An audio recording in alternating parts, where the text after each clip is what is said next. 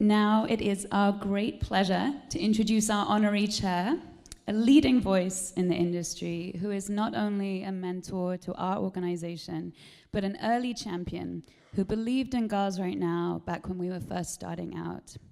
She is the chair of the influential agency Writers House and such a force of good in the publishing world.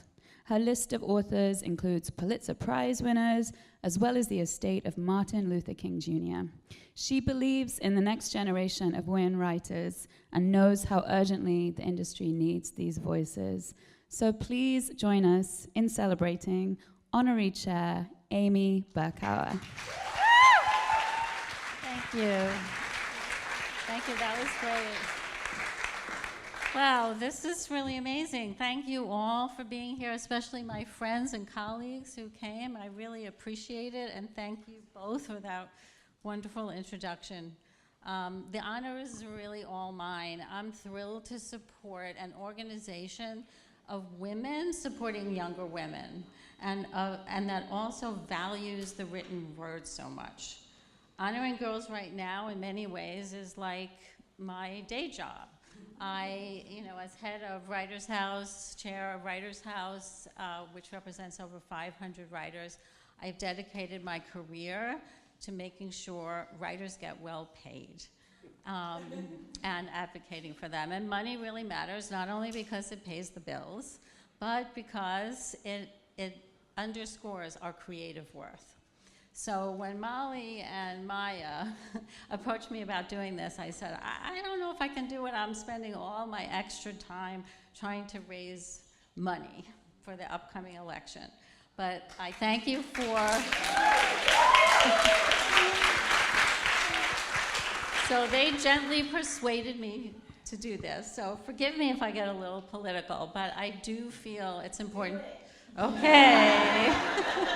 I do feel it's important to point out, as my friend Susan Zimmett, who's sitting over there, has taught me, that we have not passed the Equal Rights Amendment yet, an amendment which would guarantee that women are paid as much as men in the workplace.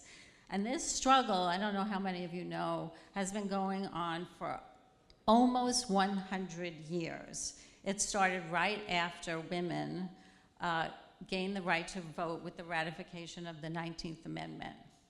And that struggle itself took decades. And believe it or not, it was won on one day when a man who was sporting a red rose, which meant that he was going to vote against suffrage, changed his mind because of a telegram that he received from his mother urging him to do the right thing.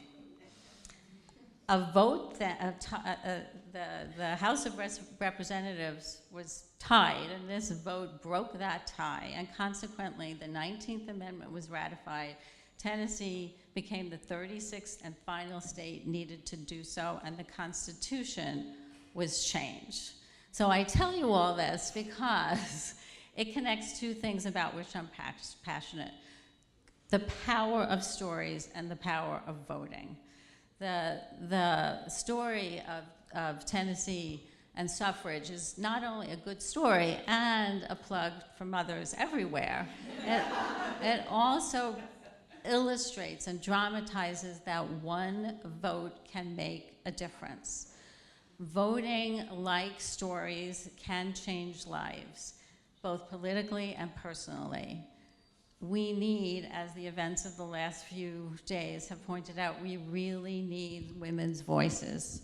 And I wanted to read a quote, well, I'll have to go to my notes, from a historian that I just started to read, Jill Lepore, who I think sort of underscores the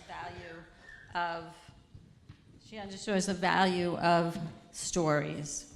This is a mic that's not that great. So okay, that's okay. So Jill Lepore says in her recent book, These Truths, that she describes the power of stories well. To write something down is to create a fossil of the mind. Stories are full of power and force, seething with meaning, and unlike speeches, they last. So please, I urge you, continue to write down your stories and make history. Do not take the hard-earned right to vote for granted. cast your vote and encourage your friends to vote. We're really depending on you.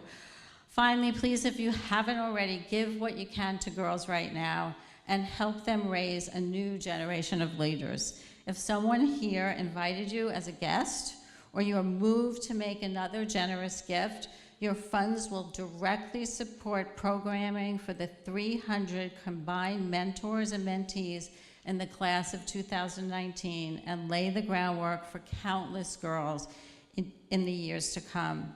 So if you wish to donate, please look for the Girls Right Now staff members, which are holding iPads. They're all around the room, and they'll quickly process your donation before you leave. They'll also be in the store downstairs. So thank you again very much. It was a pleasure to be here with all of you.